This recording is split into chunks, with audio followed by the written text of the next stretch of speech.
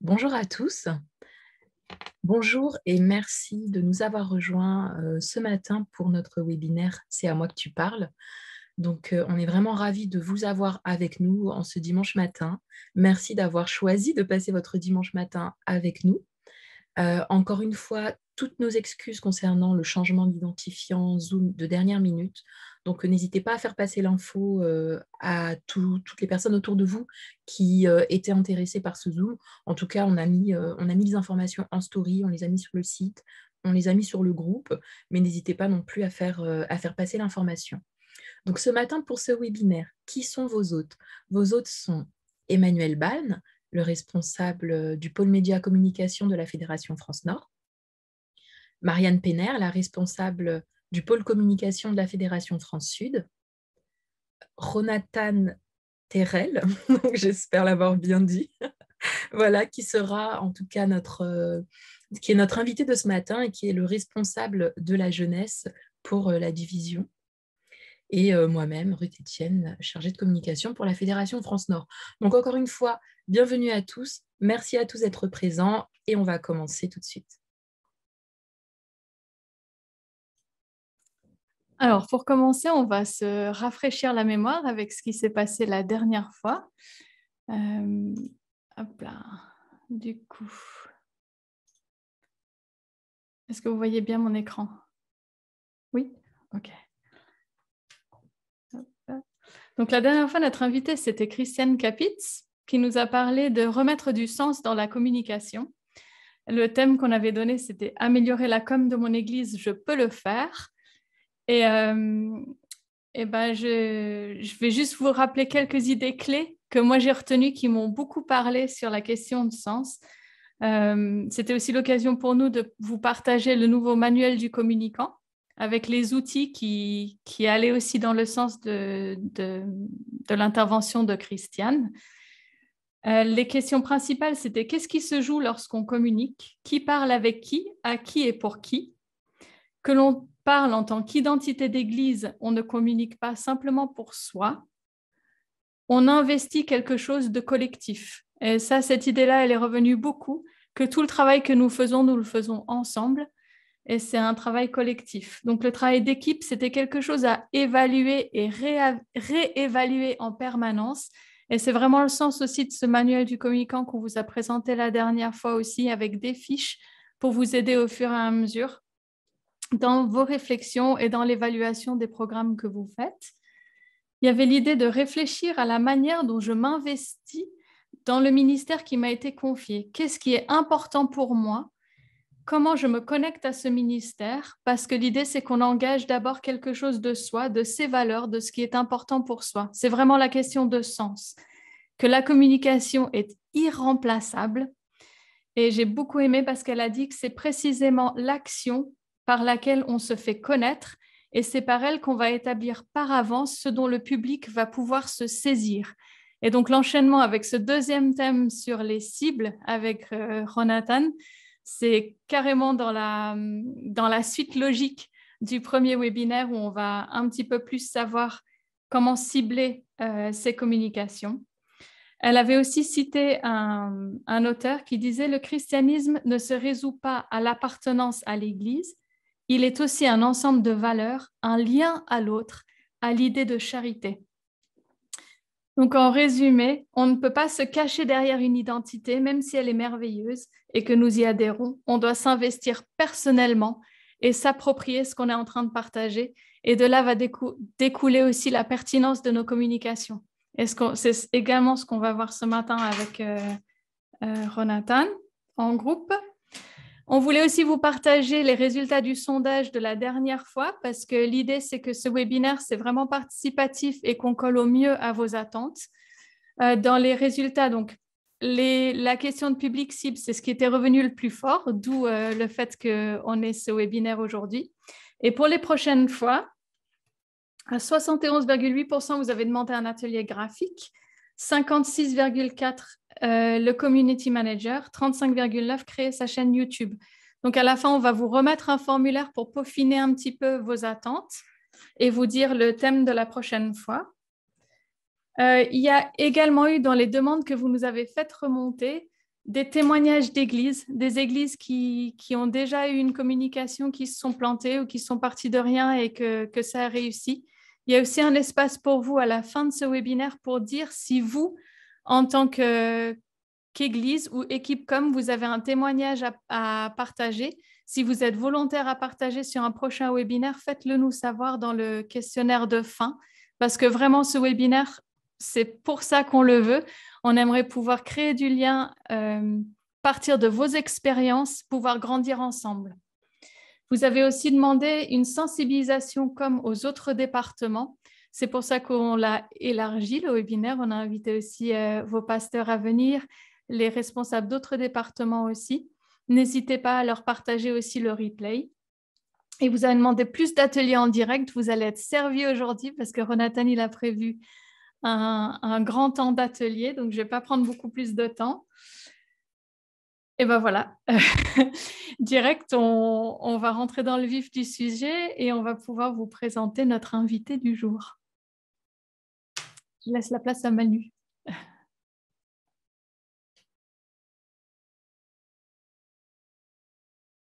Bonjour et bienvenue pour cette deuxième édition du LabCom. Aujourd'hui, nous accueillons comme invité spécial le pasteur Jonathan Tegel. Jonathan a été responsable de la JIA en Espagne, puis président adjoint de la jeunesse à la Conférence Générale, et pour finir, il s'occupe à présent de la jeunesse au niveau de la division intereuropéenne. C'est donc un homme plein d'expérience dans le partage de la foi avec des jeunes qui nous interpellera aujourd'hui sur la nécessité d'être conscient des personnes à qui nous nous adressons, et particulièrement de la génération Z. Que ce soit par un post, une vidéo ou un flyer, il est indispensable de réfléchir à son public, à sa cible, et de pouvoir rejoindre l'autre par un langage adapté.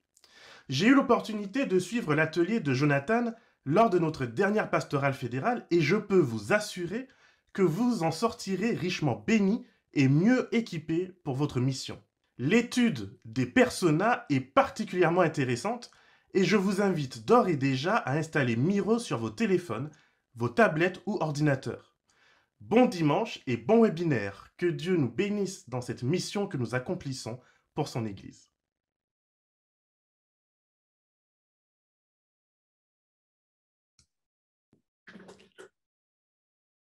Salut à tous et bienvenue, bienvenue. Jonathan, c'est à toi maintenant. On te dit encore bienvenue, on est très hâte de t'écouter. D'accord, d'accord.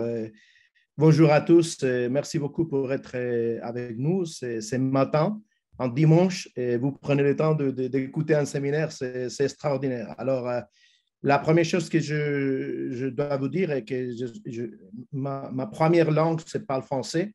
J'imagine que vous avez déjà écouté que c'est pas ma langue. Ma langue, c'est l'espagnol. Mais je vais faire mon mieux de me communiquer bien avec vous ce matin. Je vais partager avec vous mon écran. Tout le matériel que vous allez écouter aujourd'hui et voir dans l'écran, je vais vous partager après. Je donnerai à Emmanuel, Marianne, Ruth, ils vont vous partager ce matériel. J'aimerais bien faire une petite introduction parce que avant de parler des personas, des différents personnages qu'on peut trouver dans la génération Z, on a besoin de comprendre un petit peu les générations. Qu'est-ce que sont les générations? Et quand on parle de génération, qu'est-ce qu'on veut dire? Qu'est-ce qu'on a dans la tête? Alors, je vais faire une petite prière avant de commencer et qu'on peut avoir le Seigneur avec nous ce matin. On fait une petite prière. Merci Seigneur pour les moments que tu nous donnes ce matin pour voir et les différentes générations qu'on peut voir dans la société. Et depuis, il fait beaucoup d'années qu'ils ont commencé à étudier les générations pour voir un petit peu comment est-ce que la société, la culture, il a changé la façon de voir les choses et qu'est-ce qu'on a aujourd'hui dans les mains, que c'est la génération 7, et comment on peut le comprendre mieux et comment est-ce qu'on peut travailler mieux avec eux. Et c'est avec nous ce matin, en nom de Jésus. Amen. Alors, je vais vous partager un petit peu, pas beaucoup, c'est une petite introduction. Vous aurez plus de matériel dans les PDF que vous allez recevoir quand on parle de génération. J'aimerais bien commencer à parler d'une expérience qu'on a eue dans notre église. Et on parle j'ai fait une comparaison avec l'église adventiste en Japon et l'église adventiste en Brésil. J'ai fait une petite étude de la progression de l'église adventiste.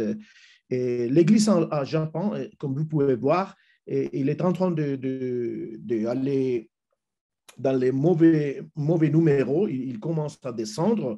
Et ils ne sont pas plus que ce qu'ils peuvent faire parce qu'ils n'arrivent pas à baptiser de jeunes. Ils n'arrivent pas à avoir de jeunes dans l'église. Et l'église est toujours plus âgée. Et maintenant, je crois que l'âge moyen de l'église en Japon, c'est à peu près 65 années. Ça, c'est l'âge moyen. Mais il a une croissance négative à ce moment-là. Et à Brésil, il a eu un moment qu'il ne croissait pas beaucoup, mais il a eu un changement dans les leaders, et dans la division et aussi dans les unions. Ils ont commencé à travailler beaucoup plus avec la jeunesse. Ils ont donné les responsabilités aux jeunes, ils ont aidé les jeunes, ils ont donné tous les supports aux jeunes pour faire même l'évangélisation d'une façon qui pour eux était bien, pas pour les vieux, mais pour les jeunes. Et vous pouvez voir comme la croissance de l'église à Brésil, il a commencé à grandir beaucoup. Et c'est seulement parce que il a ils ont donné la possibilité aux jeunes de s'exprimer, de faire, de travailler. Alors, si on commence à étudier un petit peu les générations, et on va dans les années 40, on trouve les baby boomers. Et après les baby boomers, on a la génération X, et vous voyez les ans, et 1946, 1964, c'est les baby boomers. Génération X, c'est 65 à 76. La génération Y est 77 à 95. Après la génération Z, 96, 2009, plus ou moins. Et après, aujourd'hui, on commence à parler déjà à propos de la génération alpha. La génération alpha et la génération Z, ils ne sont pas assez différents, mais on trouvera, je crois, dans les prochaines années, des différents plus grands peut-être avec ces deux générations. Mais on va voir un petit peu, chaque génération, il a été élevé par les valeurs et les situations familiales que vous pouvez voir dans la colonne à gauche, et les valeurs et attributs qu'ils savaient, les valeurs de la main-d'œuvre, le travail, d'accord, les événements mondiaux et les moyens de communication qu'ils avaient dans la main, d'accord. Alors, baby boomers, si on essaie de voir élevé par, on voit que les baby boomers, ils ont été divisés en hippies, duppies, ils ont été élevés par les bâtisseurs, que c'était la génération précédente. Mais si tu vas à la génération X, aussi connue sur le nom de Latchkey Kids, ils ont été élevés par les premiers baby boomers. Alors, les baby boomers ont été les parents de la génération X et aussi de la génération Y. Alors la génération Y sont connus aussi comme la génération du millénaire. Ils ont été élevés pour les derniers baby boomers. La génération Z, c'est qu'on va parler aujourd'hui, cette génération, on va parler aujourd'hui, sont connus comme les noms des natifs numériques. Ils sont élevés par la génération X. Je ne sais pas l'âge que vous avez, ceux qui ils sont venus pour le séminaire. Mais moi, je suis de la génération X. Alors, et j'ai 2 filles. C'est moi, avec mes conseils, avec mes valeurs, avec les événements mondiaux qui ont transformé ma vie un petit peu. C'est moi qui a élevé mes filles qui sont de la génération 7. Alors, beaucoup de choses que tu peux trouver dans la génération 7, il vient parce que les parents de la génération X, ils ont été modifiés, changés, élevés pour des événements, des valeurs de la société, pas seulement de l'Église, mais aussi de la société. Alors, la génération 7 est élevée par la génération X. Et la génération alpha, ici, on peut trouver des différents. Ils sont probablement appelés Google Kids, sont élevés par la génération Y, une génération qui vient après la génération X, ou les millénaires. D'accord? Alors, quelles étaient les valeurs et les situations familiales de chacun de cette génération? Pour Baby Boomer, ils avaient de fortes valeurs familiales. Et essayez d'avoir ça dans la tête quand vous voyez les différents dans chaque génération, de fortes valeurs familiales. Pour eux, la famille, c'était très important. Des familles multi-enfants et un fort respect envers les aînés. Alors, des familles, pas avec un fille ou 2, ils savaient 5, 6, 7, 8. Je connais une famille en Espagne qui ils sont 8. Et il y a une autre qui sont 6, que je connais bien. Et alors, les baby boomers, pour eux, avoir des familles multi-enfants. Et les gens aînés bien respectés. Mais on arrive, chaque événement, chaque chose que tu crois, il a une conséquence dans les prochains gens qui viendront après toi. Les premières valeurs de situation familiale de la génération X, c'est la mienne. Première, Latsky Kids, taux de divorce accru et redéfinition des valeurs familiales. La famille, ce n'est pas la même chose dans la génération X que dans les baby boomers. Et si tu arrives dans la génération Y, enfants monoparentaux. Et si tu la compares avec les baby boomers, c'est complètement différent. Le divorce est devenu courant. Et ils sont en grande perte de tradition. Les traditions, ils ne sont pas importants comme ils étaient avant. Et on arrive à la génération 7, les parents célibataires ou de même sexe, peu attachés aux valeurs traditionnelles, perçoivent la famille comme un soutien. Alors, ça veut dire, tu es mon père, oui, je suis ton fils ou ton fille, alors tu dois me donner de l'argent pour vivre, tu dois me donner une éducation, alors tu dois me soutenir. C'est ça le concept de la génération 7. Et si tu vois les changements avec les baby boomers, c'est énorme. Et la génération Alpha se tourne vers les parents et les dirigeants pour obtenir des conseils. Tu dois me conseiller, mais à la fin, je ferai ce que je peux. Les parents doivent leur donner confiance, des problèmes de santé mentale et un avenir incertain. Ça, c'est les valeurs et les situations familiales et quand on parle de chacun de cette génération.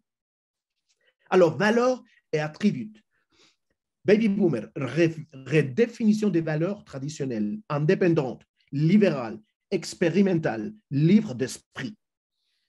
Génération X, éthique, indépendant, adaptable, ouverte à la diversité. Et vous voyez qu'ils ne sont pas traditionnels non plus, mais les baby boomers traditionnels, génération X, ouvert à la diversité, ouverte. La génération Y, optimiste, indépendant, aventureux, conservateur, ouvert d'esprit, entreprenant.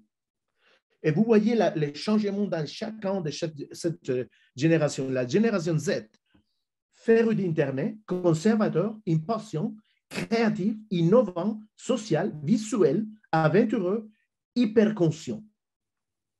Et vous voyez, créatif, Et seulement avec cette définition-là, créative, si on va dans notre église, les églises qu'on a encore aujourd'hui, est-ce qu'on trouve dans notre église de la créativité? C'est une demande que j'aimerais bien que vous pouvez garder dans votre tête. Et la génération alpha devrait être plus férue des technologies éduquées et matérialisme que les générations précédentes. Alors, valeur au travail, d'accord? Forte éthique de travail, fidèle à son travail, force de travail des groupes. Ça, c'est les baby boomers. Quand on arrive à la génération X, fidèle à leur travail, main-d'œuvre féminine est en augmentation, ils commencent à travailler, et plus axé sur l'individu, pas tout à fait groupal, mais plus l'individu. La génération Y cherchait un bon équilibre, travail, vie personnelle, fort sens du droit. C'est mon droit, c'est mon droit, c'est mon droit. Génération Z, multitâche. Je pourrais vous raconter des histoires parce que j'ai beaucoup, mais on n'a pas beaucoup de temps, j'ai beaucoup de matériel, mais multitâche, tu même peux voir si tu es dans une église et tu regardes dans l'argent qu'il est dans l'église, si tu as des jeunes, tu verras qu'ils sont toujours avec les téléphones. Et ils sont en train de bien voir qu'est-ce que ses amis ils disent en Instagram en même temps que tu parles, tu prêches. Ou parfois, ils sont en train de prendre des choses que tu dis et ils les mettent dans Instagram pour les autres pour voir qu'est-ce qui est en train de se passer à l'église. Multitâche, il peut faire 2, 3, 4 choses au même temps. Il ne peut pas faire une seule chose en même temps. Il doit faire plus. Multitâche à 20 heures, recherche flexibilité, ça veut dire, tu me dis que je dois passer 8 heures dans les bureaux et tu es fou. Mais je ne peux pas passer 8 heures là-bas. J'ai besoin de flexibilité. Je passerai 3 heures là-bas, je peux travailler dans la maison. Ils sont un concept différent de travail. Et réalité et ouverture créative, innovante, entreprenante. Et la génération alpha fera son apparition sur le marché du travail au moment où le bien-être sera au sommet de l'ordre du jour. Alors, des événements mondiaux. Et si tu regardes les baby boomers, ils sont venus après la Seconde Guerre mondiale. Excusez-moi, je suis un petit peu malade, alors je m'excuse. Pour eux, Peace and Love Movement, je ne sais pas si vous vous rappelez de Woodstock, et les événements aux États-Unis, que même aujourd'hui, tu peux trouver des petites réplicas par le monde, les Peace and Love Movement. Rock and Roll, l'assassinat de John Fitzgerald Kennedy, Martin Luther King,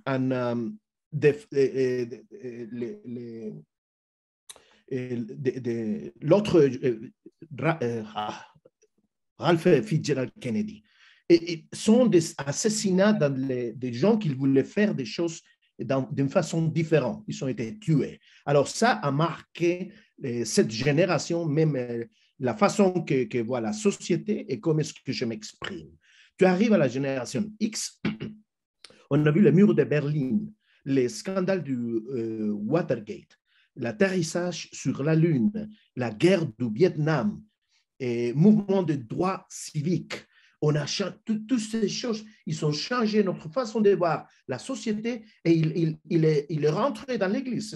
C'est impossible qu'on nous ferme d'une façon que ces choses, ils ne modifient pas notre façon même de voir et de vivre la vie chrétienne. La génération Y, montée de la technologie, problèmes environnementaux, crise financière, le terrorisme. Mes filles, ils ne sont pas connus un monde sans le terrorisme. La génération Z, montée des médias sociaux, les mariages homosexuels, et aujourd'hui c'est normal, les changements climatiques, et le terrorisme, elle continue le terrorisme. Né dans un monde de la génération alpha, émergent d'un ralentissement économique généralisé. Et on s'y trouve. Aujourd'hui, on ne sait pas comment est-ce que ça va affecter les prochaines années, le COVID-19. Et les moyens de communication, on a face à face, radio, télévision, impression et public postage, ça c'est baby boomer. La génération X, moi je suis né dans 1966 et pour moi c'était toujours encore écrire des lettres à mes amis, c'était normal. Mais j'ai déjà commencé quand j'étais plus ou moins jeune avec les emails et les téléphones mobiles. La face à face encore, et la télévision, c'était la chose la plus importante dans notre temps, génération X. Et c'est ça qui a transformé notre façon de voir le monde. La génération Y, les mobiles, smartphones. Je me rappelle les premiers téléphones mobiles que moi j'ai eus, et il était énorme, et il était lourd. Je me rappelle, c'était de premières utilisées. Je peux avoir un téléphone hors de la maison. C'était incroyable. Aujourd'hui, la génération Y, les mobiles, les smartphones, email, numérique, messagerie instantanée, pas d'écrire une lettre, c'est toujours vite. Toutes les choses se font vite. Une vitesse que les générations précédentes, ils ne connaissaient pas. Mais en commençant avec la génération Y, tout va plus vite. La génération Z, mobile, les smartphones numériques, FaceTime, Skype, Hangouts, les messageries instantanées, on peut dire WhatsApp, on peut dire Telegram, on peut dire toute cette application qu'ils utilisent pour se communiquer, TikTok, que c'est quelque chose qu'aujourd'hui, ils usent beaucoup. Ils sont dedans ça, tout le temps. Et la génération alpha, on ne peut pas dire exactement jusqu'à où ils arriveront, mais il aura accès à plus d'informations que toute autre génération précédente. Ils sont tous dans la main. C'est une petite introduction pour voir comment est-ce que chaque génération a vécu et comment que chaque génération a changé un petit peu une génération à propos de la précédente. Et comme ça, on peut comprendre mieux la génération 7. Parce que si on arrive seulement à parler de la génération 7 sans parler de autres, ça serait beaucoup plus difficile de comprendre la génération 7. Alors, je vais vous donner quelques numéros. Je vais faire une petite, pour nous rappeler les choses les plus importantes de chacun de ces trois, et après la génération 7. Génération X, la vie du travail équilibré, message de texte fidèle, ordinateur personnel. La génération Y, liberté et flexibilité, online, mobile, et entrepreneur digital, la tablette et le smartphone. Et la génération 7, sécurité et stabilité. Il veut trouver la sécurité et stabilité. FaceTime, multitâche et la nano-informatique. Ils sont en train de changer même les concepts de numérique. Un aperçu de la génération 7, en 10 pas, la génération 7 se concentre financièrement. La génération 7 est entrepreneuriale. La génération 7 est une question de technologie. La génération 7 aime les autres. On parle de communication, on parle de société, on parle même de l'Église. La génération 7 est compétitive. Je veux arriver à être mieux. Les changements est bien accueillis par la génération 7. Ça, c'est important pour l'avoir dans la tête. Parce que si on veut faire quelques changements importants dans l'Église, je ne parle pas de doctrine, d'accord? Je parle seulement de comment est-ce qu'on fait les choses dans l'Église. Ils sont prêts pour changer, la génération 7. Même si nous, on n'est pas, ils sont prêts pour changer. Ils accueillent bien les changements. La diversité ne s'enregistre même pas avec la génération 7. On est tous égaux.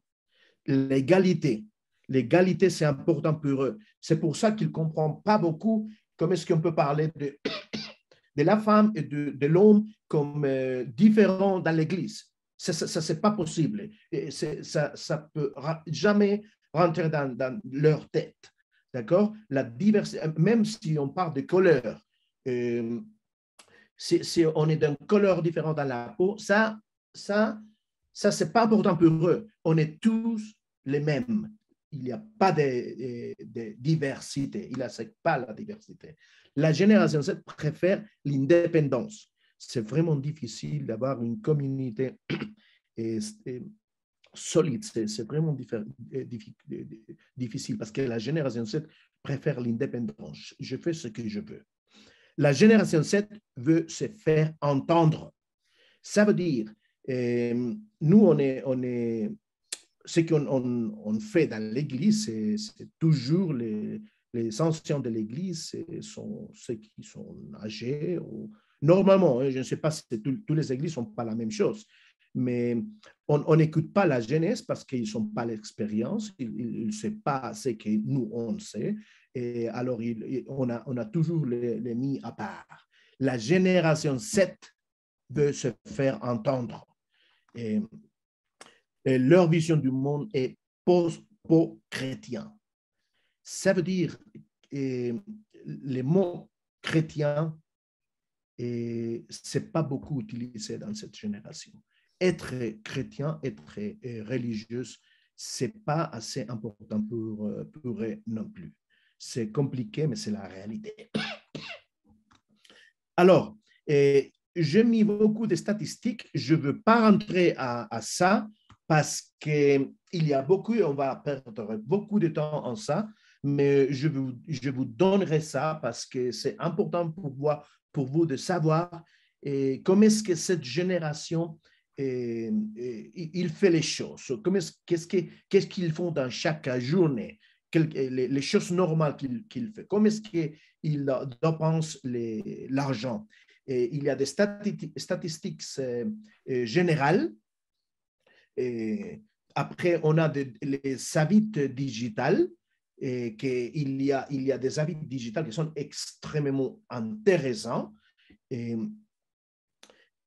Environ 75% des membres de la génération 7 utilisent plus fréquemment un smartphone qu'un ordinateur ou un autre appareil. Alors, l'ordinateur, ce n'est pas assez important comme les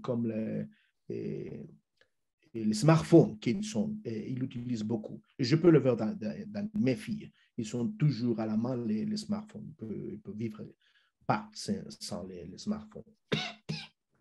Il y a beaucoup d'informations à propos les habits digitales et numériques parce qu'ils vraiment, ils vivent dans ce monde toute la journée. Et on doit dire que pour eux, plus de 71% de la génération 7 est abonnée à Netflix. Et je dois dire, ce ne sont pas eux, c'est les parents.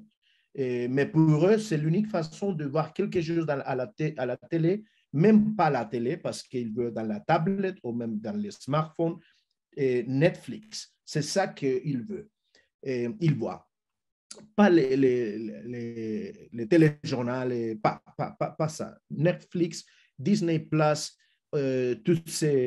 Amazon Prime, toutes ces choses sont les choses qu'ils veulent voir. Et s'ils veulent trouver des journaux, ils vont à Instagram ou YouTube. C'est là-bas où ils vont trouver ce qu'ils cherchent. Ils vont Google tout parce que c'est Google qui a les réponses à tous les domaines qu'ils ont. Sont des avis digitales, les avis les réseaux sociaux.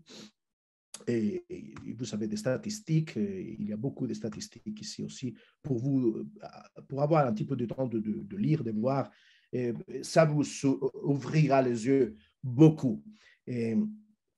51% des membres de la génération 7 s'accordent à dire qu'ils sont plus créatifs que les générations précédentes. Ça veut dire qu'ils voient que les autres générations ne sont pas créatives et qu'ils ne trouvent pas de créativité dans les groupes où ils s'entendent, s'il y a des gens qui viennent de générations précédentes. Et ça, c'est un problème aussi dans notre Église, parce qu'il y a un groupe de membres qui veut rien changer parce qu'il a été toujours comme ça.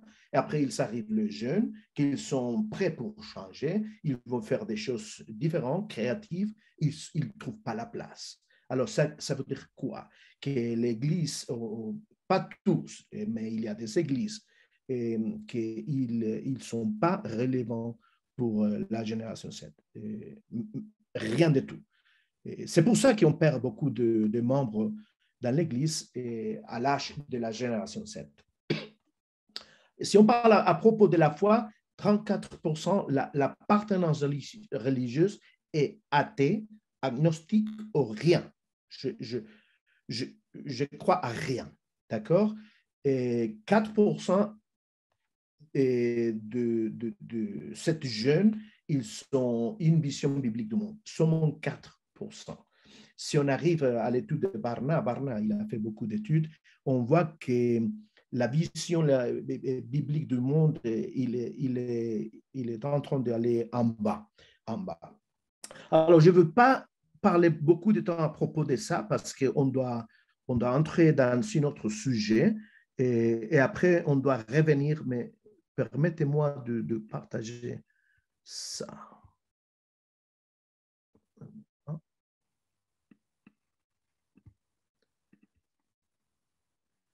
Permettez-moi de partager ça. Ce sont des études qui ont été faites dans notre Église, d'accord? Il y a 8 déclencheurs. Il a été fait dans le Retention Study à la conférence générale 2013. Il n'y a pas beaucoup de temps. Il ne fait pas beaucoup de temps. L'hypocrisie perçue parmi les membres, c'est 57%. C'est pour ça qu'ils ont décidé de ne pas aller à l'église. Hypocrisie, difficultés conjugales, manque des amis dans l'église, autres conflits familiaux, niveau élevé de conflits dans l'église, conflits personnels avec les membres, déménage dans sa nouvelle ville église. Tout ça, on parle de relations. Si tu mets tout ça ensemble, notre problème le plus grand qu'on a dans l'Église, c'est un problème de relation. On n'arrive pas à nous relationner bien, on n'arrive pas à nous comprendre bien. Alors, si on continue, qu'est-ce qui s'est passé quand ils sont arrêtés d'aller à l'église? Ils disent, 40% disent, personne ne m'a jamais contacté. Alors, je me suis fermé, je ne vais plus à l'église, mais personne est venu à me dire qu'est-ce qui se passe avec toi, est-ce que je peux faire quelque chose, qu'il y a un problème. Une petite communication, rien du tout. 40%, ça c'est beaucoup. 19%, c'est un membre d'église est venu me voir, un membre, pas les leaders, mais un membre. 17%, un ancien de l'église. Alors l'ancien, il fait beaucoup plus que les pasteurs. C'est incroyable, mais c'est la réalité de ce qu'on nous dit, les enquêtes. 15%, un membre de l'église locale m'a contacté par téléphone. En 10%, un parent adventiste est entré en contact. 9% les pasteurs est venu me rendre visite. 6% les pasteurs m'ont contacté par téléphone ou par email. Et ici qu'on trouve les pasteurs, d'accord? 9%, 6%. Et parfois, on nous demande pourquoi on a des problèmes dans les églises. On voit que tout ça, c'est fait dans notre église, d'accord? En Europe, Value Genesis Europe, en Europe, ils ont dit qu'ils auraient eu 8 fois plus de chances de rester dans l'église si la prédication était pertinente. 8 fois plus de chances si la prédication était pertinente. Alors, c'est vraiment important qu'est-ce qu'on dise de pulpite. 5 fois plus probable si les besoins spirituels sont satisfaits dans l'Église. Ça veut dire qu'ils ne sont pas. Et 2,6 fois plus probable s'ils font partie d'une congrégation de soutien et d'aide où ils utilisent leurs dons spirituels et sont impliqués dans le ministère de l'Église. Et quelqu'un, de faire des choses qu'il fait sens, qu'il a quelque chose d'important pour ma vie. Et, ils disent qu'il y a un manque de discipulat et d'implication, qu'il y a un manque de soutien et qu'il manque d'amis. Ce sont des problèmes qu'ils trouvent dans l'Église.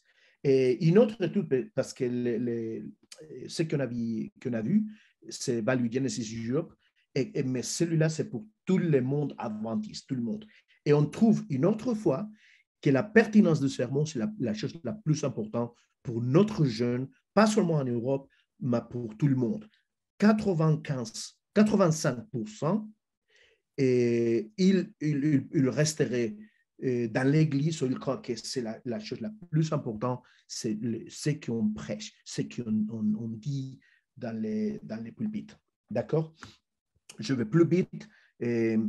On doit dire qu'il y a trois choses qui sont vraiment importantes. Un moment, parce que j'ai quelque chose ici au milieu que je n'arrive pas à lire tout ça. Ouais. Il y a trois points qui sont vraiment importants. La première, la génération 7 a besoin de raisons pour la foi. Savoir pourquoi il croit ce qu'il croit. Et l'apologétique n'est pas facultative. On doit avoir l'apologétique. Pas pour démontrer, pour le dire, ce que tu crois, c'est pas bon, moi j'ai la raison, mais ouvrir les dialogues, la conversation, c'est vraiment important. Mais ouvrir ça, pas pour critiquer, mais pour grandir. La deuxième chose, les adolescents ont besoin de relations sages.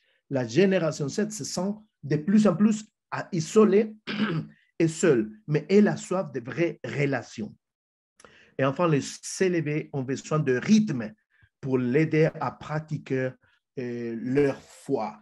Et les rythmes sont importants dans notre vie, pas seulement dans la génération 7, aussi pour nous, mais il faut qu'on aide cette génération à avoir des rythmes, de bons rythmes, de l'étude de la Bible, de s'approcher au Dieu chaque jour, chaque matin. C'est vraiment important de créer ces rythmes dans leur vie. C'est ça que l'étude de Barna, il a trouvé.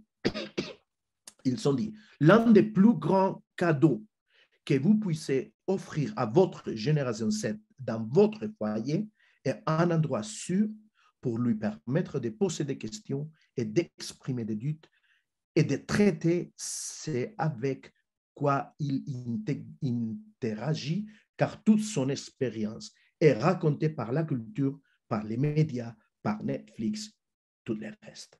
Alors, il faut ouvrir la possibilité de poser des questions, d'exprimer des doutes sans critiquer tout le temps. Parce que si on commence à critiquer sa façon de voir les choses, on va les perdre. Ça, c'est l'introduction.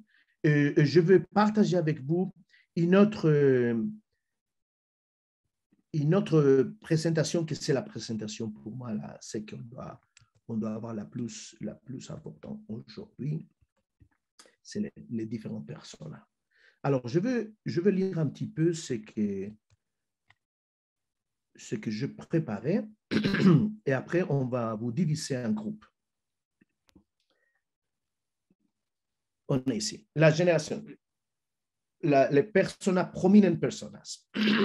C'est un terme, je n'ai pas traduit ce terme parce que c'est un terme international et utilisé dans le monde de business.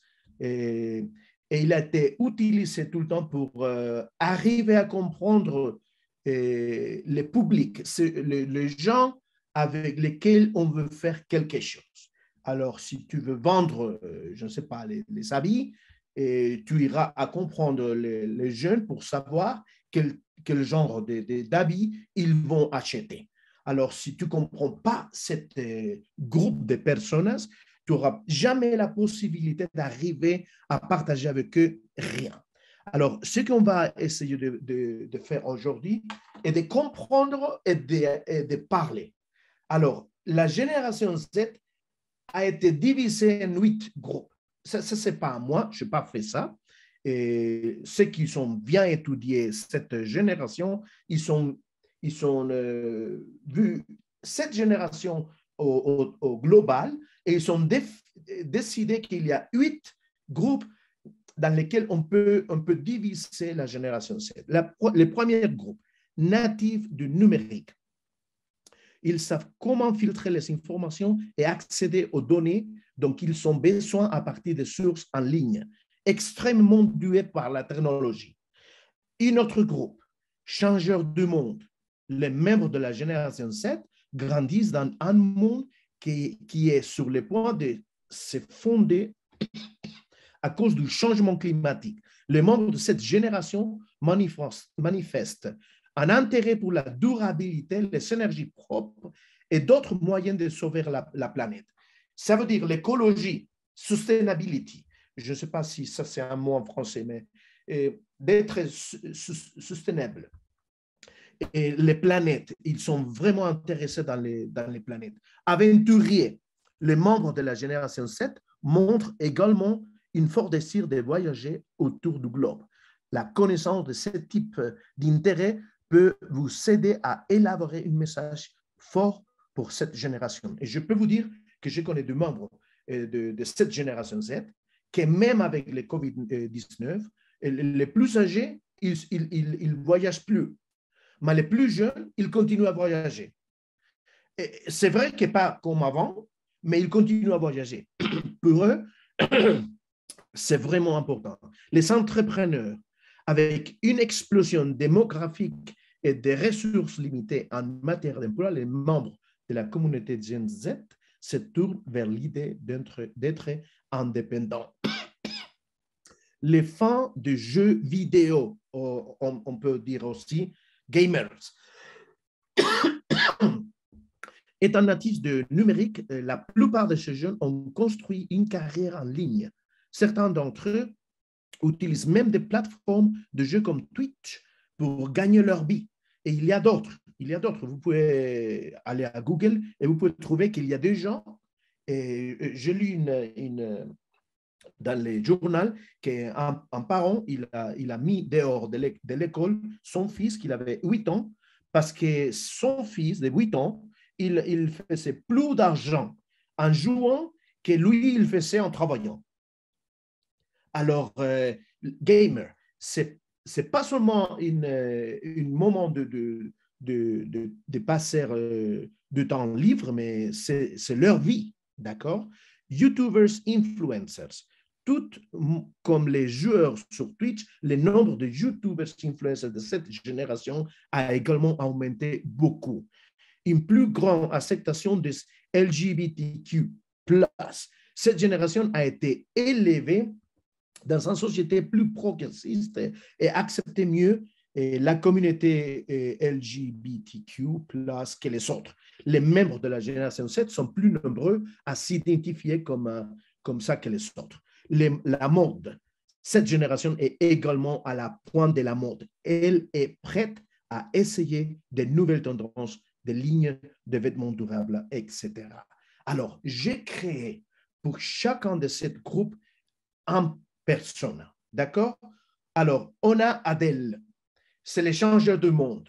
Adèle se consacre à ce qui donne un sens et un but à sa vie. Je ne vais pas lire tout parce que vous allez être divisé en groupes et vous choisirez 2 personas de 7 et 8 et vous devez, je fais des demandes que vous devez répondre dans les groupes. Alors, on a 8. Adèle, c'est l'échangeur du monde, et vous pouvez lire ce qu'ils disent. Vous savez, digital ou numérique, natif, Gabriel, et vous pouvez lire ce qu'ils disent dans les textes. Et après, on a un troisième groupe, aventurier, lui, on a l'aventurier, on a aussi l'entrepreneur, Emma, et vous pouvez lire ce qui je crée une personne, d'accord, avec ce qu'ils sont dans la tête. Avec d'informations après lire beaucoup, je crée une personne. Gamer, c'est Hugo, et vous verrez qu'est-ce qu'il fait. Et on va essayer de voir comment est-ce qu'on peut l'utiliser ou comment est-ce qu'on peut l'intégrer dans l'Église. Influencer, d'accord? Agatha, c'est l'influencer. On a les LGBTQ, je n'ai pas mis les places, mais vous pouvez vous rappeler Liam, d'accord? LGBTQ. Et vous pouvez lire les textes et vous devez répondre les questions. La mode, c'est la dernière, d'accord? Elle aime la mode, enfin, vous pouvez lire, d'accord? Je ne veux pas le lire. Alors, sont 8 personnes qu'il nous aident à définir clairement la génération 7 qu'on a aujourd'hui dans les églises. D'accord? Alors, il y a 3 demandes. Vous pouvez faire une photo de cet écran si vous voulez. Il y a 3 questions, 3 demandes que je vous fais. Et vous avez 20 minutes pour en parler. Et après, vous allez retourner une autre fois dans la salle et vous devez choisir dans chaque groupe quelqu'un qu'il va partager dans 2 minutes, pas plus parce qu'on n'aura pas de temps, mais 2 minutes. Et de quelle personne est-ce que vous avez parlé et quelles sont les réponses ou qu'est-ce que vous avez décidé que vous pouvez faire pour aider chacun de ces 2 personnes avec ces 3 questions. Ces 3 questions. D'accord? Alors, je veux finir de partager maintenant. Il y a les fichiers, les PDF, qu'il peut être partagé dans les chats. Je l'ai mis sous forme de WeTransfer parce qu'il était un petit peu trop lourd pour le chat. D'accord. Du coup, si je vous invite à le télécharger.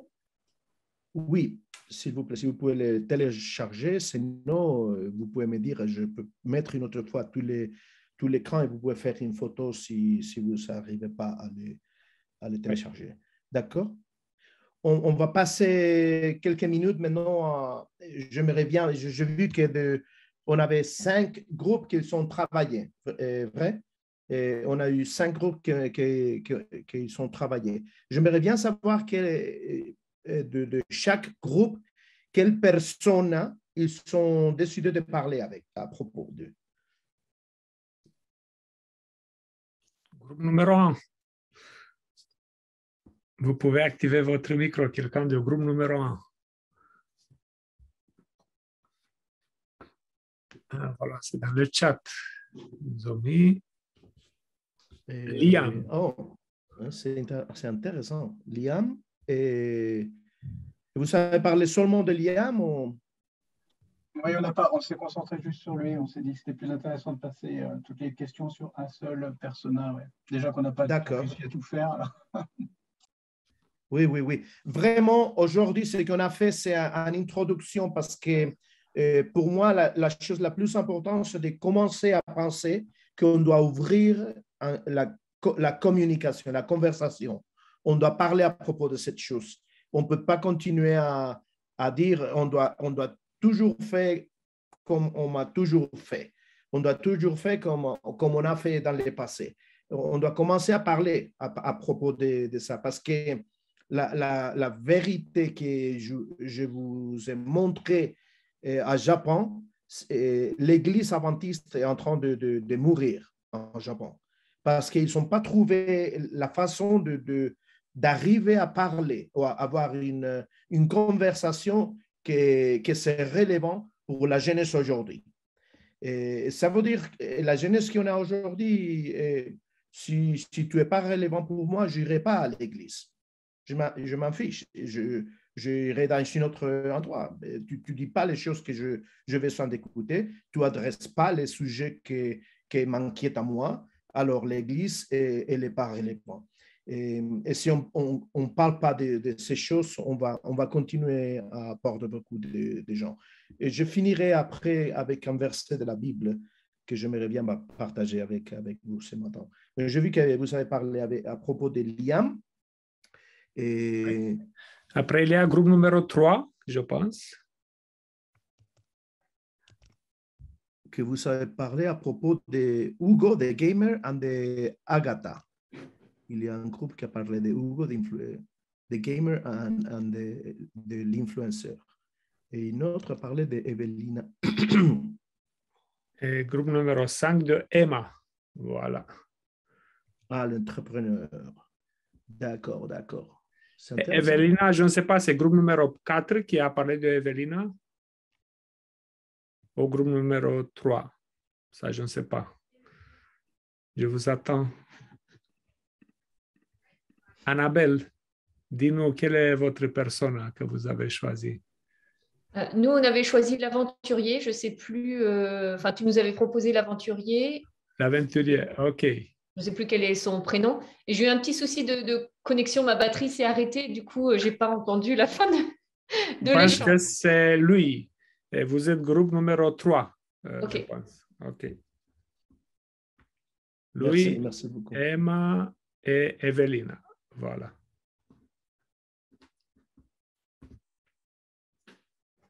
D'accord. Alors, est-ce que vous pouvez partager un petit peu, pas beaucoup parce qu'il n'y en a pas beaucoup de temps, mais est-ce que vous pouvez partager quelque chose que vous avez discuté? Si vous avez répondu les 3 questions, ou peut-être seulement 1 ou 2, si vous pouvez partager un petit peu. On peut commencer avec le groupe 1. Ok, donc le groupe 1 sur Liam du LGBTQ. Donc, on a traité que les 2 premières questions. On n'a pas vu la 3e. Et si j'essaie de résumer en mettant à la fois ce qu'on a dit, puisque certains ont mis dans le chat, il y a un gros mot qui résumait, c'est discrimination. Attention à la discrimination. Quelqu'un qui dit, par exemple, aussi clairement, si on sait que cette personne elle est LGBTQ, de ne pas aborder le sujet parce que ça pourrait faire croire que tout dépend de ça et que son identité, elle est que ça, alors qu'il y a plein d'autres choses dans la vie que ça, quoi. On a aussi pas mal évoqué le problème que c'est au-delà, là on est entre spécialistes de la communication d'église, là, mais c'est surtout un problème de toute l'église, surtout un sujet qui doit être traité à toute l'église, se mettre d'accord avec le reste de l'église pour savoir comment nous comporter envers Liam et les personnes comme lui. Et voilà, je m'arrête là pour rester concis. Bien, c'est bien. Vous avez choisi, peut-être, je sais que c'est le plus conflictif, peut-être, on peut dire. Je ne sais pas quel mot est-ce qu'on peut utiliser en français, mais c'est intéressant. Hein? Je suis content que vous avez choisi. On a quelqu'un qui évoquait que, notamment côté des Antilles, c'est encore plus dur peut-être qu'en métropole. Donc, à garder à l'esprit, ouais. C'est vrai. Merci beaucoup, merci beaucoup. Et les groupes 2, s'il te plaît? On n'avait pas groupe 2, juste groupe 3. 3. On a sauté groupe 3 jusqu'à 6. D'accord. Alors, je veux bien essayer de faire un petit résumé de ce que j'ai entendu. S'il y a une personne du groupe qui veut compléter, il n'y a pas de souci, puisque j'ai été coupée sur la fin. Donc, nous, c'était le personnage aventurier. Donc, on a vu que c'était une personne qui était très ouverte, qui aimait les voyages, les médias, tout le côté social, qui aimait aussi la découverte. Et que c'était une personne qui était force de proposition et qu'il fallait essayer d'être à l'écoute aussi de ces jeunes-là et essayer de voir comment pouvoir mettre en place leurs idées, leurs projets, mais on a aussi précisé tout en ayant un cadre, donc vraiment en les accompagnant. Alors, des personnes qui intervenaient disaient, alors ce n'est pas forcément un cadre tel que nous on le conçoit, mais en tout cas qu'il y ait un cadre par rapport à ses besoins, qu'il y avait un gros besoin de bouger et peut-être voilà, en tout cas, que c'était une personne qui avait envie d'agir, d'intervenir à sa façon. Et puis, moi, ça a coupé en fait au moment où il y avait un témoignage sur la mise en place d'un film, je crois, au sein de l'Église par justement des jeunes. Alors, je ne sais pas si la personne veut compléter ou voilà. Oui, alors c'est moi qui disais oui. Donc voilà, c'est assez fidèle à ce qu'on s'est dit. Il y a besoin de bouger, prendre des responsabilités. Le cadre, il l'a, et on peut lui proposer aussi de mettre le cadre, hein, de faire avec lui de ce cadre-là. Et généralement, un aventurier respecte le cadre. Maintenant, il faut lui proposer le cadre. Alors, après, moi, j'ai parlé, c'était juste un exemple d'un film qui correspondait aujourd'hui, et c'est un programme qui peut être typique à un aventurier. Aujourd'hui, on est dans une situation de crise sanitaire où les églises utilisent beaucoup les réseaux sociaux, et il y a une église qui a proposé un film sur les réseaux sociaux, mais l'église même s'est adaptée au contexte de film pour permettre à ce programme d'avoir lieu. Et donc, c'est un type de programme que peut proposer un aventurier. Ça correspond aux besoins du moment, d'accord? Donc, l'utilisation des réseaux sociaux, comment faire le tri, l'utilisation des réseaux sociaux. Il est dans une activité qu'il maîtrise, qu'il gère. Et voilà, donc c'est quelque chose qui peut totalement correspondre à un aventurier tel que lui, tel que nous avons aussi dans nos églises. Voilà, pour compléter. Merci. Merci beaucoup. Merci beaucoup. Et on va au groupe 4, d'accord?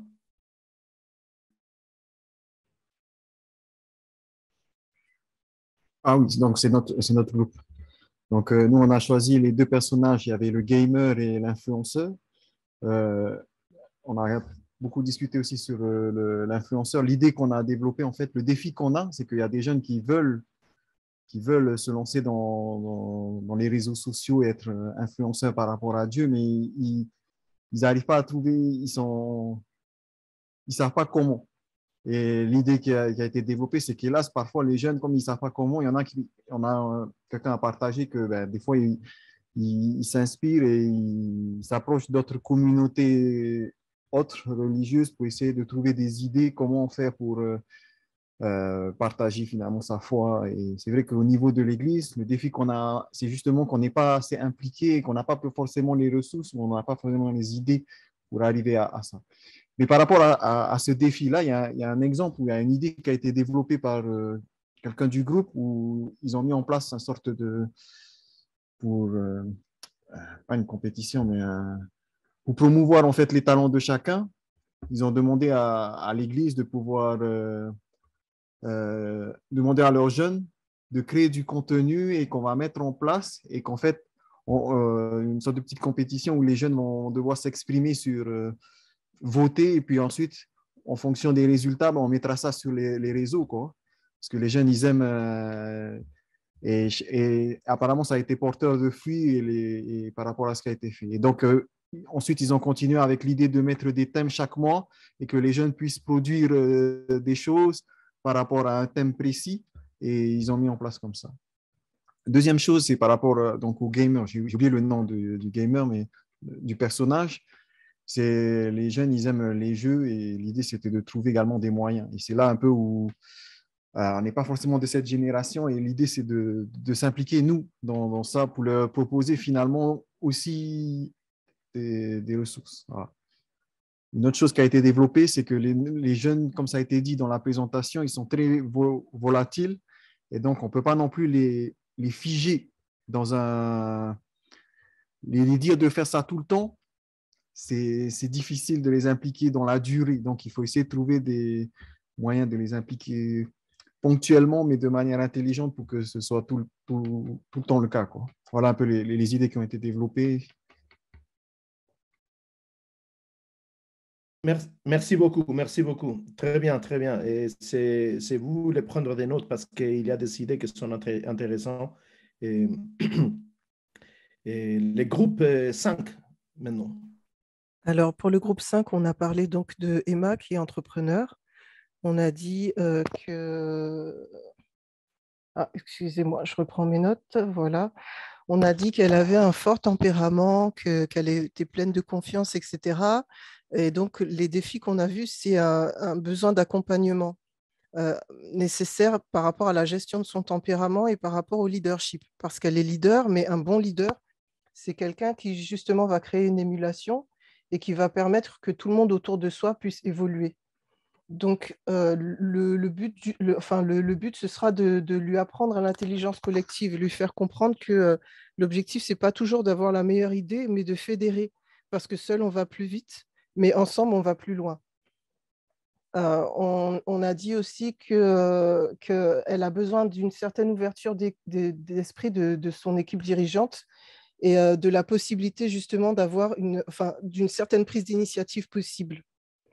On a parlé aussi de la nécessité pour elle de mettre en place des outils d'évaluation pour d'éventuelles actions correctrices lorsque l'Église fait quelque chose, parce qu'on a tendance à voir que lorsque l'Église définit un programme, ce programme-là va rester ad vitam aeternam dans sa forme et dans le fond, alors que quelquefois, il y aura des ajustements nécessaires, d'autant plus que Emma, en fait, c'est quelqu'un qui est sensible aux changements et aux besoins des gens. Donc, elle a vraiment besoin que les choses soient utiles. Et donc, par rapport à ça, on a vu aussi qu'il était nécessaire de lui donner des responsabilités, voire de l'inclure dans le comité d'église, justement, pour qu'elle puisse représenter cette génération et être force de proposition. Voilà. Très bien, très bien, très bien. Merci, Evelyne. Merci, merci. Le groupe 6.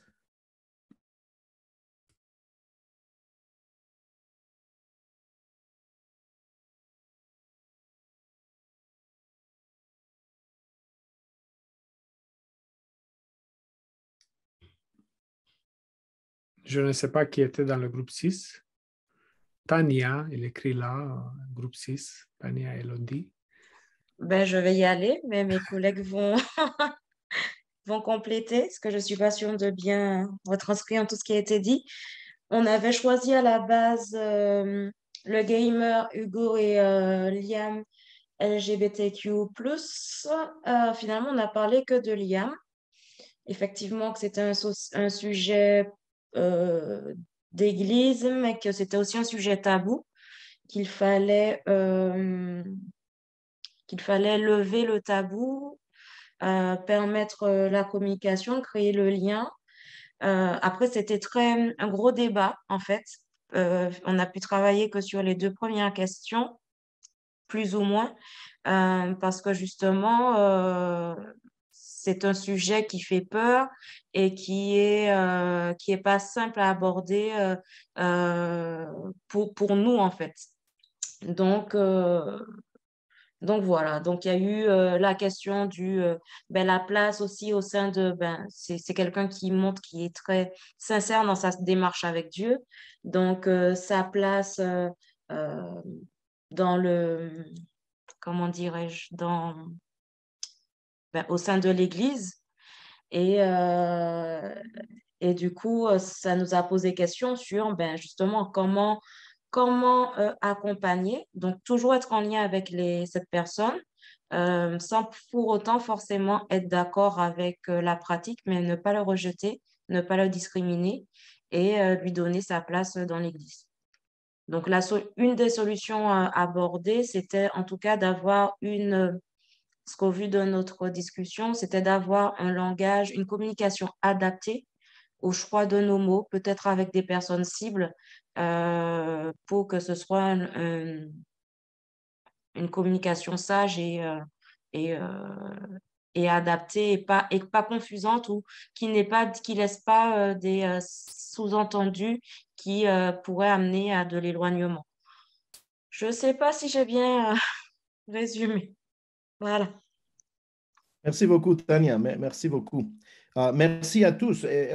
Vous avez commencé à parler de ça, mais si vous arrivez à mettre dans votre tête, pas seulement votre tête, mais si vous arrivez à communiquer avec l'Église, parler avec l'Église, parce que ça, c'est le début.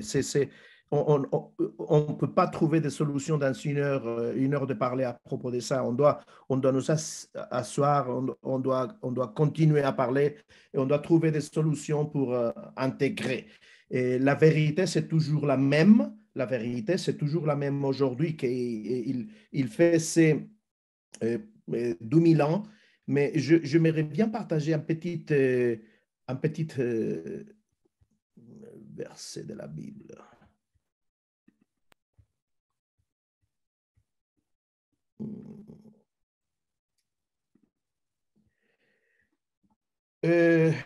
Oui, repenser l'évangélisation. Albert Einstein, il a dit, la folie, c'est faire la même chose encore et encore et s'attendre à des résultats différents. Et il y a un paradigme biblique, on trouve que c'est extraordinaire, qu'on doit nous rappeler toujours, qu'on les trouve dans les mêmes livres, les livres d'Actes.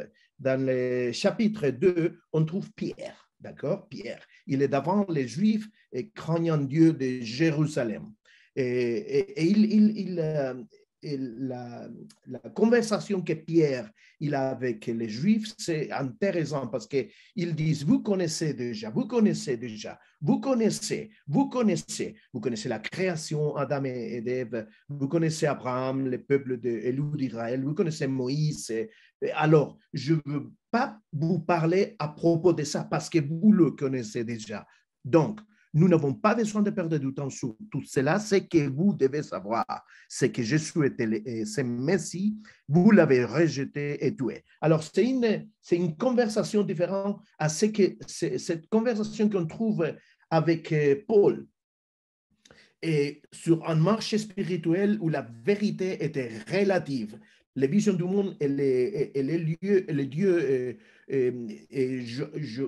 jonchant les paysages. Et la personne moyenne ne connaîtrait pas la différence entre Isaac et un iPad.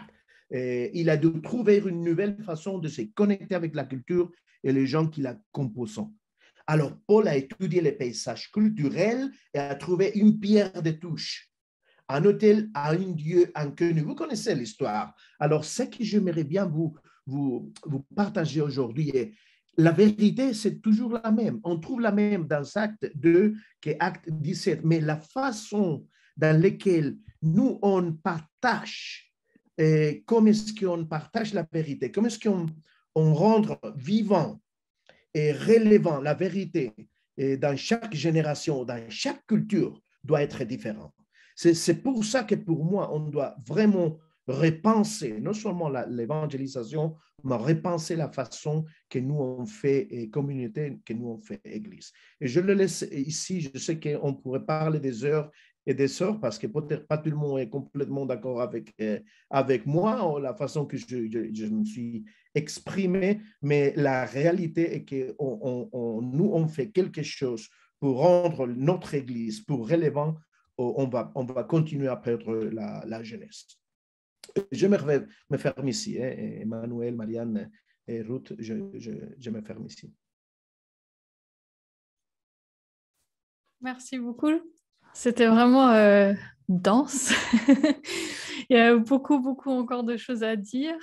J'aimerais laisser quand même si c'est vers la fin, est-ce que j'aimerais que personne soit frustré, enfin il y aura forcément des frustrés, mais est-ce qu'il y aurait une ou deux questions encore à poser à Jonathan?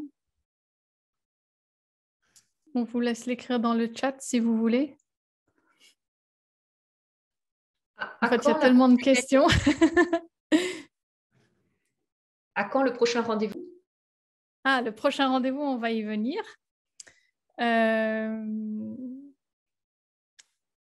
Ce que je vous propose, du coup, c'est qu'on fasse un petit notre traditionnel rôti. Savoir si vous avez bien investi votre temps ou pas. Donc, je vous propose de voter et de nous laisser quelques commentaires. Il y a Jonathan qui nous a aussi laissé quelques questions auxquelles il aimerait bien que vous puissiez répondre aussi, qui sont inclus. Est-ce que vous voyez là le formulaire sur vos écrans ou pas? Oui, on voit le formulaire, mais tu peux nous envoyer Je vous envoie le lien tout de suite dans la discussion. Hop là. Voilà. Donc, je vous laisse répondre. Vous pouvez répondre aussi un petit peu plus tard si vous voulez. Donc, pouvoir noter cette session. Qu'est-ce qu'il aurait fallu pour que ce soit encore mieux? Ensuite, une ou deux petites questions. Sur une échelle de 1 à 5, 1 étant le moins important à vos yeux, pensez-vous que l'étude des personas peut vous aider à mieux cibler vos programmes? Que pensez-vous de l'Église en tant que concept de louange aujourd'hui? Correspond-elle aux besoins des jeunes? Nos cellules familiales sont-elles assez solides pour aider les jeunes à grandir dans la connaissance de Dieu? Et puis, pour répondre à la question d'Annabelle sur les prochains webinaires, donc je vous avais donné le résultat du sondage de la dernière fois. C'est vrai que beaucoup d'entre vous, à 76%, nous avaient demandé un atelier graphique. Donc, notre invité de la prochaine fois, ce sera David Elisabeth sur un atelier graphique. Vous pouvez aussi nous marquer plus spécifiquement vos attentes par rapport à cet atelier. Vous pouvez également aussi voter pour d'autres thèmes et nous faire une suggestion. Voilà pour cette partie-là. Donc, je vous laisse répondre. Je ne vais pas prendre plus de temps sur ce temps en commun. Juste la date du prochain webinaire qui est le 6 février. Vous rappelez aussi que vous pouvez télécharger les manuels comme à ces deux liens-là. Il y a pour le nord et pour le sud. On a parlé d'outils d'évaluation. Il y en a beaucoup dans le manuel. Je pense que c'est plus pertinent que jamais de pouvoir évaluer ces programmes et se re-questionner sur à qui on parle et quels moyens est-ce qu'on met avec qui. Et puis, Manu, je ne sais pas si tu voulais rajouter quelque chose. Non, pour moi, c'était vraiment très, très, très enrichissant. Et je pense qu'il faut réfléchir, comme Jonathan a dit, il faut réfléchir de manière très directe à penser à qui on parle quand on communique un événement. Par exemple, peut-être quand on communique à l'intérieur de l'église pour voir maintenant, voilà, on choisit les événements pour l'année 2022, de savoir à qui on parle, qui on veut être dans notre église. Et c'est pour ça le rôle de communicant dans l'église est très, très, très important. Vous êtes les conseillers dans une part de vue comment l'église peut parler, peut communiquer, peut évangéliser avec la puissance du Saint-Esprit, avec la technique pour vraiment toucher tout le monde. Et c'est ça notre rêve, à toucher la France pour Dieu. Et bien sûr, dans cette LabCom, on touche aussi beaucoup de choses techniques, parce que peut-être on va discuter, on prend un petit peu le temps pour discuter la prochaine fois, mais je pense qu'avec le technique, avec les connaissances, avec le Saint-Esprit, tu peux vraiment toucher le monde aujourd'hui. Amen. Et une question de Claude. Si tu veux activer ton micro, Claude. Je vois que tu lèves la main. Oui, bonjour à toutes et à tous. En fait, la réunion d'aujourd'hui, en ce qui me concerne, a été plutôt une prise de conscience des différentes générations présentes au sein de l'Église. Je n'avais jamais abordé ce sujet-là avant, comme ça. Et la question que je me pose maintenant, est-ce que vous avez des pistes pour nous permettre justement de nous adresser efficacement aux différentes générations? Parce que voilà, je parle encore une fois pour moi, si on s'arrête là, sur ce sujet-là, je reste un peu sur ma faim. Voilà. Jonathan, tu veux répondre? Oui, on a des pistes, mais c'est impossible de donner toutes les pistes maintenant, parce que même j'ai une présentation avec 20 moyens qu'on peut utiliser, 20 choses qu'on peut faire pour nous connecter un peu plus mieux avec la génération 7, avec les adolescents. Mais ça peut nous prendre encore 50 minutes.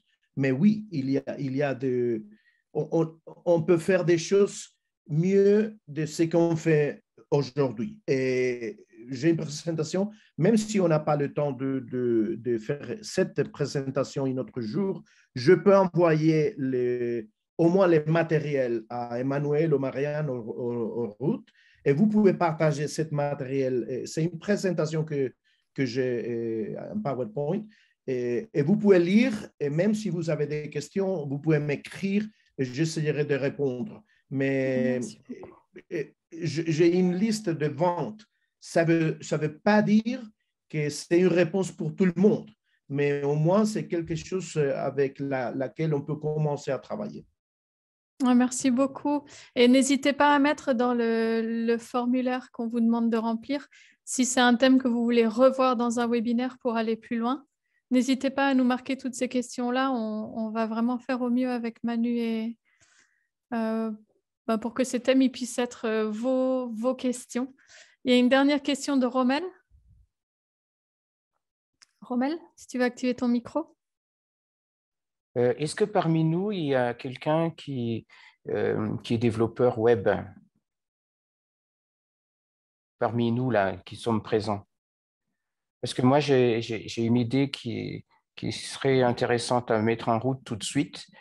C'est de créer un widget qui regrouperait tous les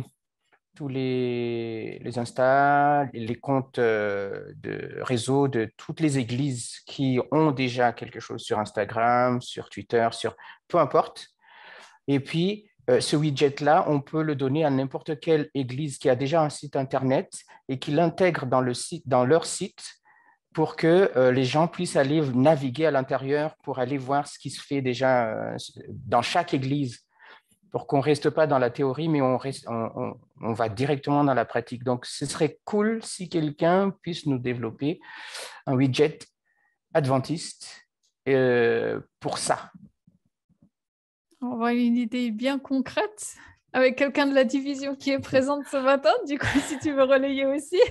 Donc, voilà. Donc, c'est ça. Merci, Romel. Voilà. En fait, on doit mettre en pratique tout ce que nous avons en ce moment parce qu'on a pris du retard, les amis. On a pris beaucoup de retard.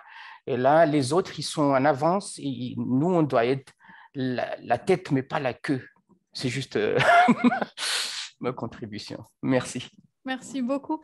Je mets dans le chat pour les responsables com et techniques de Adventiste FFS, notre chat pour ceux qui n'en font pas encore partie, parce que je vais vous proposer une ou deux dates si vous voulez qu'on continue une discussion en FFS sur le thème des personas. La FFN a aussi son groupe FFN. Voilà pour les dernières infos. Manu? Oui, je peux dire que j'ai déjà envoyé les PDF à Marianne. Ah, super. Alors, je vais Hop là. On va le partager avec nous et on le partage avec notre équipe parce qu'il y a beaucoup je pense qu'il y a aussi d'autres communicateurs qui ne sont pas présents aujourd'hui. Mais on partage avec tout et vous pouvez revoir la présentation de Jonathan sur le site Adventiste FFN ou le site Adventiste FFS. Merci à tous. On a passé un bon moment ensemble. Merci pour cette idée et je pense que vous pouvez continuer à nous envoyer votre idée. Je ne sais pas si c'est ici, il y a quelqu'un qui est un développeur web, mais au niveau de fédération, c'est sûr qu'on peut contacter un développeur web pour mettre en place toutes les idées que c'est important et qu'on pense qu'on peut le développer ensemble. C'est pour ça, encore, merci pour votre présence. Merci encore, Jonathan. C'était super. Merci. Tu étais malade et voilà, tu as resté avec nous 2 heures dans une dimanche matin. J'apprécie vraiment beaucoup la dédication que tu donnes. Et Dieu te bénisse et je suis sûr que Dieu travaille avec toi pour toucher vraiment le cœur de jeunes et voilà, aujourd'hui, le cœur de communicants. Merci beaucoup. Vraiment, merci encore. Est-ce qu'il y aurait un volontaire pour prier avec nous avant de se quitter?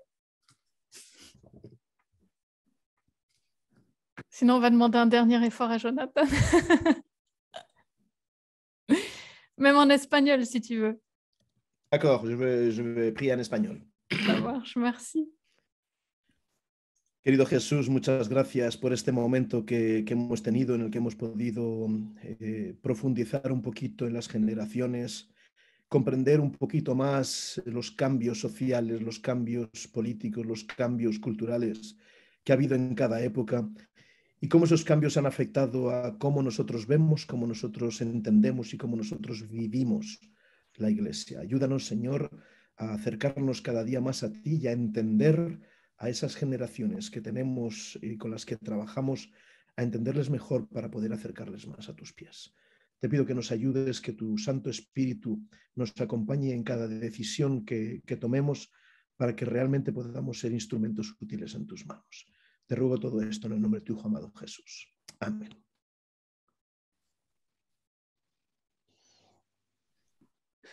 À bientôt.